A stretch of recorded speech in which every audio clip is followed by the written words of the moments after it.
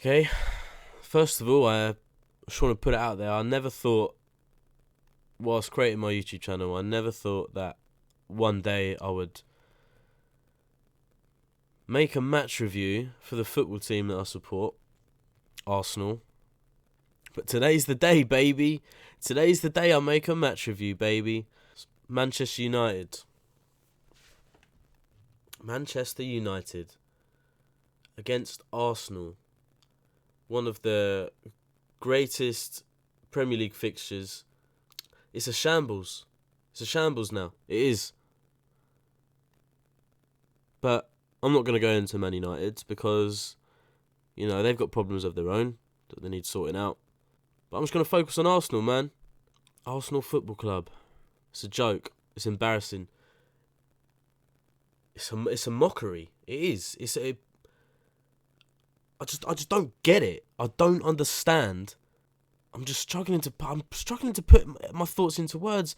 I honestly thought we were going to beat United. Honestly, at Old Trafford, I thought it. And I don't know why. I don't know why I thought it. I don't know. You've got to support your football club, right? And the recent fixtures that Arsenal have had, lost against Liverpool, drew against Tottenham, came back to win 3-2 against Aston Villa with 10 men. Oh, Arsenal were back, baby. No, they're fucking not. They won't be back for a fucking long time.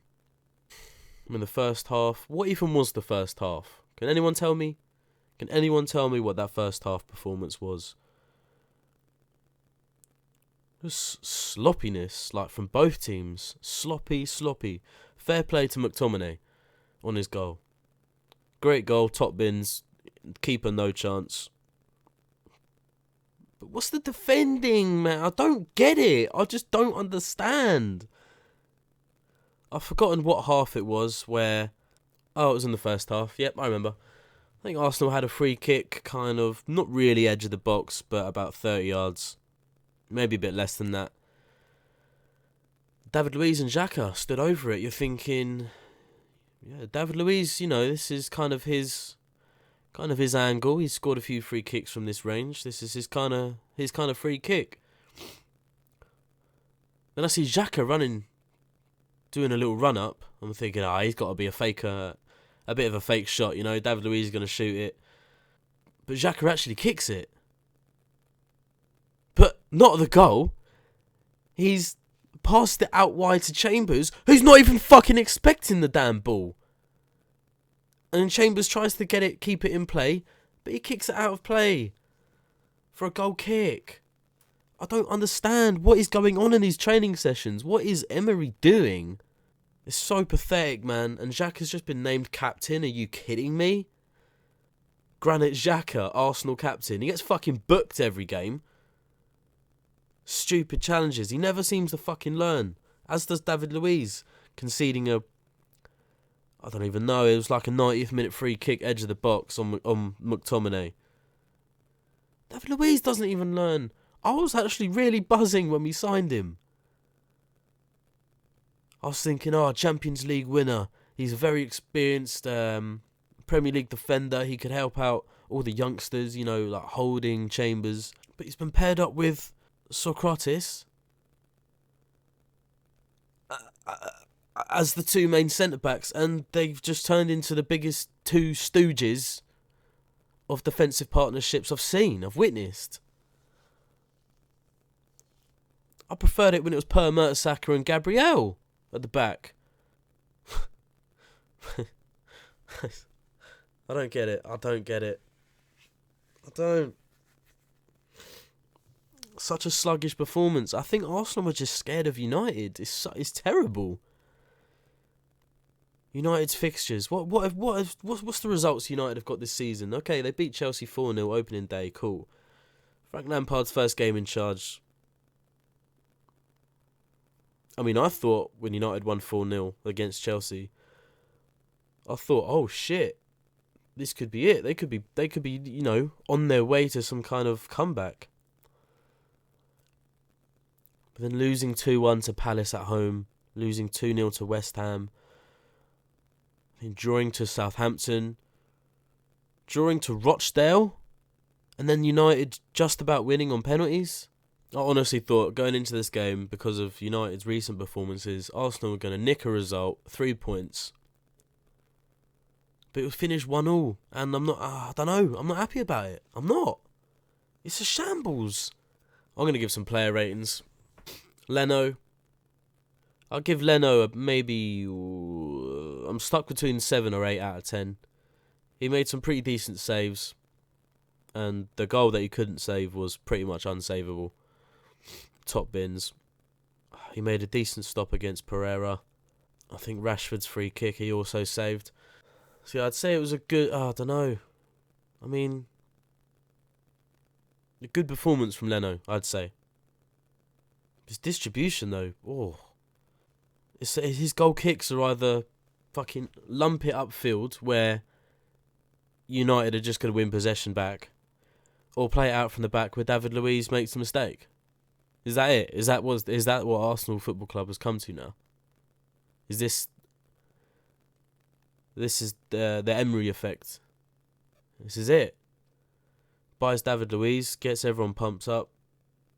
I think David Luiz he's already given away 2 penalties so far this season. David Luiz, I'm going to give a 4 out of 10. Below average. Below average performance.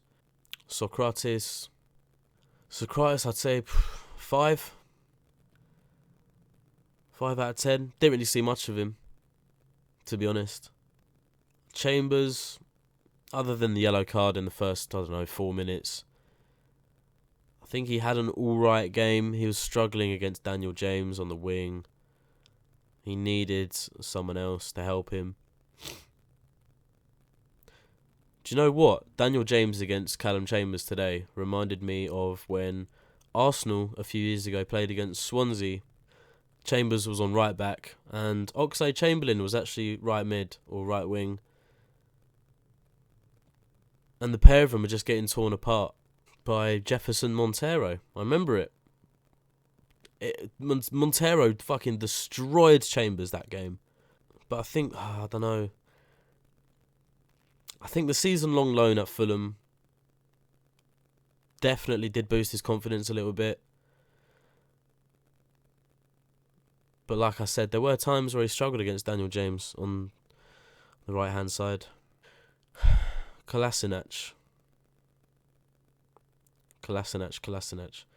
If Kolasinac was as good at football as he was fighting off 2 knife-wielding moped thieves with his bare hands, I'd have no complaints. But he is really complacent, Kolasinac. When he first joined the club, he was scoring goals, man. Not a lot, but, it was unusual for a left-back to score as many goals as he was scoring when he joined. But I don't know what the fuck he's doing now. I don't know what he's doing, man. Oh my god. Honestly, I thought Bellerin and Tierney were going to start. Or at least come on as subs, maybe in like the 70th minute. Just to provide Bellerin is fucking fast, man. If he was on the bench and he came on in the 70th for Chambers or something, it could have been a different game. But you don't know that. With Kolasinac, I'll just give a 5. 5 out of 10. Guendouzi. I feel like Guendouzi could be man of the match. He was literally everywhere. Making tackles, winning headers, clearing the ball away. And he seems to be like the only player that kind of pops up when you need him the most. Like, I mean, he does throw himself about a bit, looking for fouls, but I don't know. I don't know what that's down to. Hopefully that improves. Yeah, Guendouzi, I think I'll give an 8 out of 10 for Guendouzi. Man of the match for me. Torreira, I love Torreira. I think Torreira actually came off as a sub in not even the 60th minute. So I didn't really see him do much as well. I think he had a shot, but he hit it into the ground late in the first half, I think.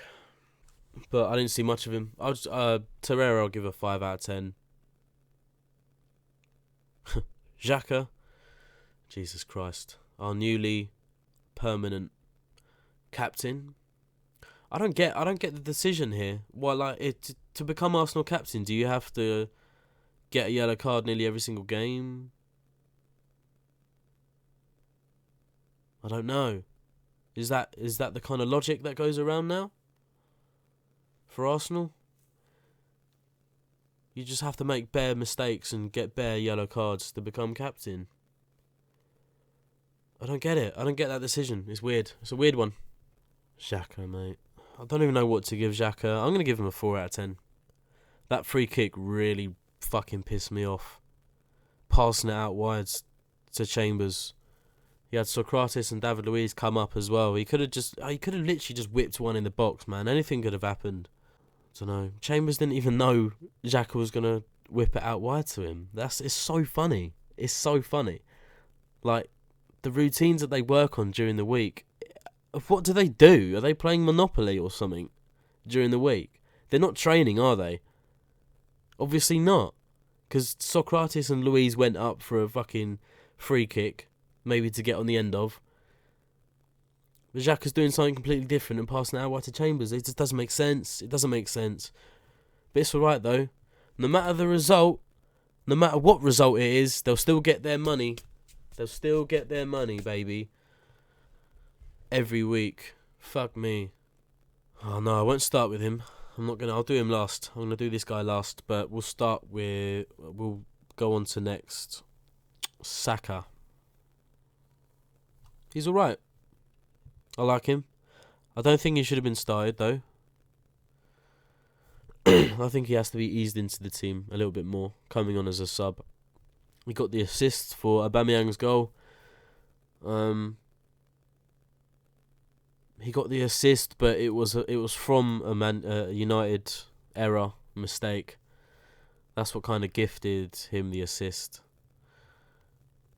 Linesman flagging Aubameyang for offside was a weird one, but thank fuck for VAR. If VAR didn't overturn it, or if we didn't have VAR and United managed to win 1-0, this match review would be probably a lot more venomous, I'd say.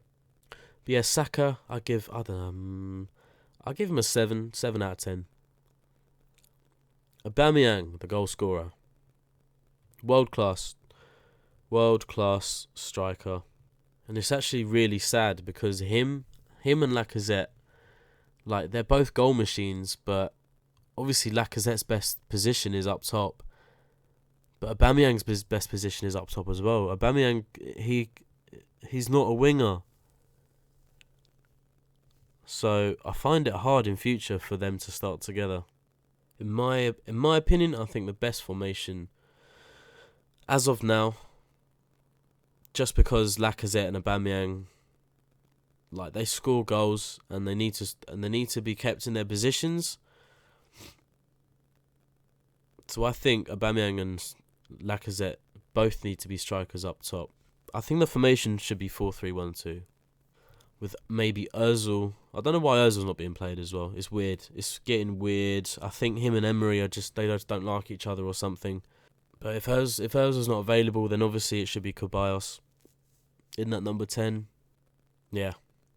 4-3-1-2 would be my go-to formation, with Lacazette, Aubameyang up top, Ceballos as the number 10. That would be perfect. Tierney, Bellerin, overlapping, getting the crosses in. It would be sensational. Sensational stuff. But Aubameyang, yeah, I didn't give him a rating. He was practically non-existent. I mean, the goal was basically a gift. So I'll give him, I might give him a 6. 6 out of 10. And I gave Saka a 7 out of 10. Yeah, Saka played better than Aubameyang in my opinion. And Pepe, Pepe. 72 million. World record. No, not world record. Club record signing. 72 million. 72 million. Oh my god. 72 million. Million pounds. For someone that's only scored one goal. And it was a penalty. I think he put one over the bar in this game. That's it. 72 million. putting the ball over the bar. That's funny, man. Yeah, man. Pepe, you legend. 72 mil to put the ball over the bar, baby. That's what we like. He's a flop. He is a flop. I wish I'm going to eat my words, but I don't think he's ever going to make it. He's not. And the fact United wanted... When Arsenal signed him and I heard that United wanted to buy him, 72 mil as well, I was like, fucking hell, he's got to be decent. Like, this is it. Like, we've just nicked a signing off United. And he's going to be world class, Pepe. Nicolas Pepe. World class. World class. But he's not. He's a flop. He's a flop. Oh my god, he's a flop. I think Arsenal should just play Pepe in cup games and Europa League games. Ease him into it. I don't think we should be starting him. We shouldn't be. He should be coming on as a sub, fresh legs. Because he is pacey. Oh, but he dribbled past Van Dijk. But we lost 3-1. What? Oh, Pepe. He's world class. He dribbled past Van Dijk. He's absolutely, well worth 72 mil. Get out of here, man. We lost 3-1. Not even 3-1. 3-0. Or was it 3-1? I can't remember. But the year before was 5-1. I think it was 3-0. Well, anyway, Liverpool battered us. It doesn't matter what the scoreline was. We got battered. And I remember Pepe missed a one-on-one, baby. He beat Robertson. When he beat Robertson, I was like, yep, this is it. Pepe, he's going to be world class after this goal. Straight at Adrian. Straight at Adrian as well. Like, his shot done Adrian's job for him. All Adrian had to do was just drop. Because it was straight at him. I don't think he should be starting. He shouldn't be starting. He should be coming on as a sub. Late sub. Fresh legs. But Pepe, he done fuck all. Fuck all. Fuck all. Fuck all. I'm going to give him a 3. 3 out of 10. Could be worse. I can't even highlight one good thing that he done. I think 3 out of 10 is generous, to be honest. Substitutions, all 3 were made. I think Ceballos. When Ceballos came on, I don't know. I don't think Ceballos changed the game. I think what changed the game was McTominay's goal at the end of the first half, and then the second half, United were kind of more open. Well, the game was more open in the second half. That first half was one of the most boring halves I've ever watched. Second half was more open. Ceballos, baby. He's good. He's a very good player. But he bottled it. He bottled it. And one thing I hate seeing now, before, like, a day or two, or on the day of a game, whenever I see players upload, like, a picture of themselves in training, or, I don't know, like a selfie with a thumbs up with a caption saying, oh, looking to get 3 points tomorrow, Gunners. We're not going to let you down. I think Ceballos put something like, we'll always push for the win, or we'll always battle it out. Just do your talking on the pitch, not on social media. Or you've got the official Arsenal Facebook, or official Arsenal Twitter, official Arsenal Instagram, posting pictures a day before a big game. All smiles at training, everyone's smiling, happy. I don't want to see that. I don't want to see it. Maybe I should just block it. But it just makes it look so much worse when you don't come away with the result you want. It's just so stupid. Like, save that picture for maybe after the game. Or just don't release the pictures at all. I mean, there's people that cling on to these training pictures to see who can be in the team. Is Tierney there? Is Bellerin there? Just wait, man. Just wait for the lineups to be announced. Or just look at the statement Arsenal release about the injuries, up-to-date injuries and that. It just puts me in such a shit mood when I see players, individual players uploading saying, ready for the big game. But you're not ready though. You're not ready for the big game. And is it a big game anymore? It honestly felt like today I was watching a Sunday League team. Sliding everywhere. I mean, yeah, it was raining, but I mean, you're on hundreds of thousands a week. And if you're not on hundreds of thousands a week, you're on thousands a week. You should be able to play in the rain, surely. That was embarrassing. Fucking embarrassing. I hated everything about that match. I didn't even react when VAR gave Arsenal the goal. I think I'm broken. I'm actually broken. I think supporting Arsenal is just... It's just the most depressing thing I've ever done in my life. And I react the same every single game. Yet whenever the next game comes, I'm pumped again. What is this? What is my mindset? I know Arsenal was shite. But I'm still rooting for them. To win a game at a ground that they haven't won at since, I don't know, what was it, 2004? And we haven't won an away game against the top 6 since 2015. So what is it that's making me think we're going to win? What is it? I don't know. Total garbage. I could be overreacting because it's still the beginning of the season. I don't give a fuck, man. It's a joke. It's the same shit every year. Every fucking year. We signed Pepe for 72 mil. I'm like, oh my god, Arsenal could be back. We've got Lacazette, Aubameyang, Pepe up top. Oh my god, we signed David Luiz, an experienced Premier League defender. We've signed Kieran Tierney from Celtic. Oh, he's injured. He's injured. And we don't even start him. Even though he made a really good debut against Nottingham Forest. Wow, really good. What a game that was, eh? Nottingham Forest. At the Emirates as well. That must have lifted people's spirits then. 5-0 against Nottingham Forest at the Emirates. That lifted a whole lot of spirits, baby. And mine was one of them. I was a sucker.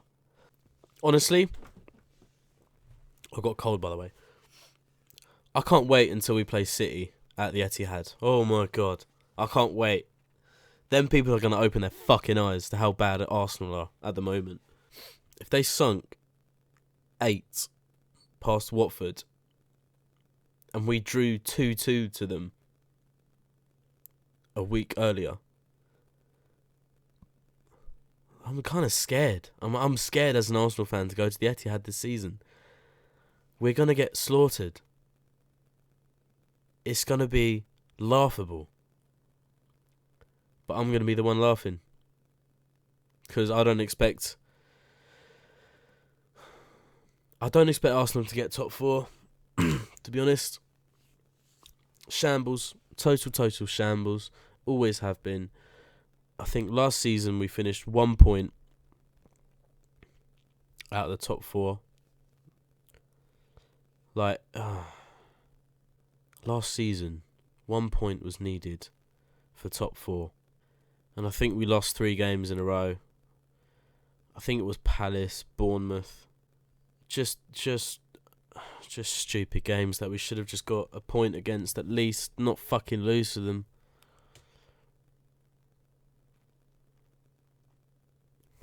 Who's our next game against? Europa League, innit? Yay, that will lift some spirits. We'll probably win that one. And spirits will be lifted yet again. Oh, Arsenal are back, baby. Arsenal are back. Yay, this is it. This is the year that they're back. There we go. Arsenal are at home. It's a standard Liège. And then Bournemouth at home.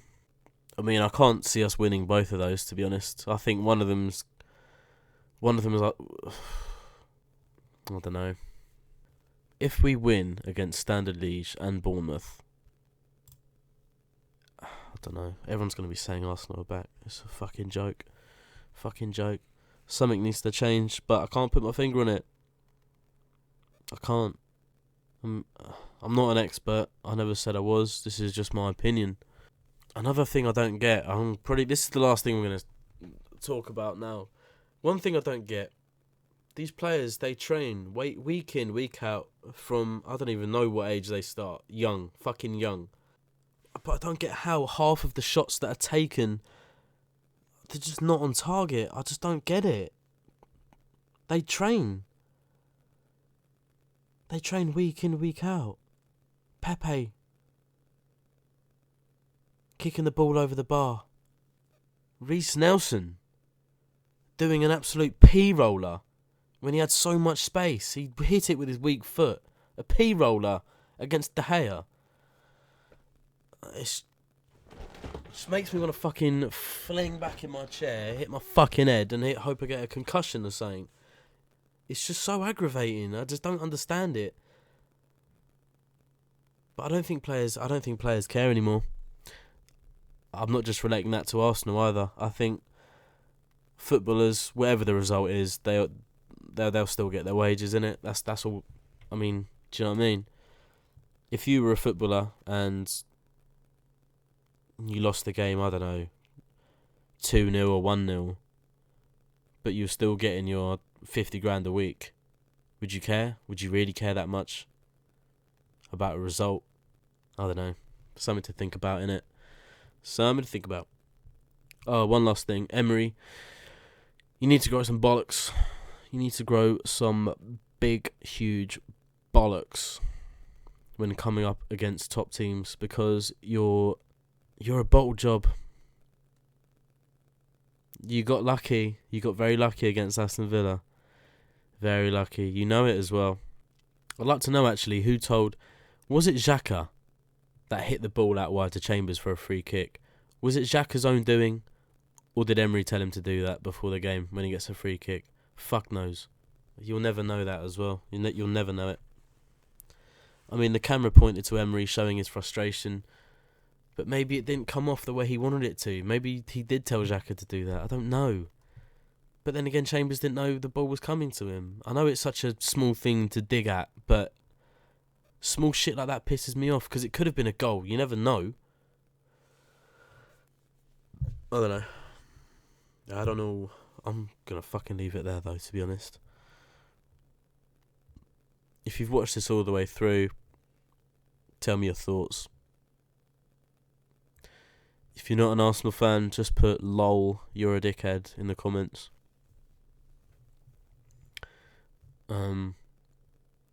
If you agree with me, still put lol, you're a dickhead, mate, in the comments. Cheers.